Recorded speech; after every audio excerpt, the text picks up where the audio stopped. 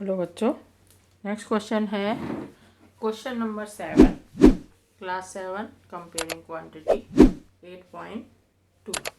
Question 7 में in a city 30% are females, 40% are males and remaining are children, what percent are children. बहुत छोटा सा question है। Total percent people हैं, total percentage होता है, total percentage equal to 100%। Female percent, female 30%,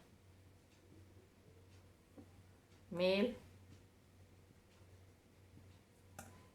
40%।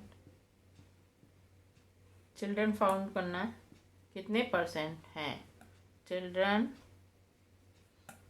100% में से माइनस करना है 30% प्लस 40%। मेल एंड फीमेल को प्लस करके माइनस कर देंगे। 100% माइनस 70%, तो चिल्ड्रन का परसेंट आ जाएगा 30%।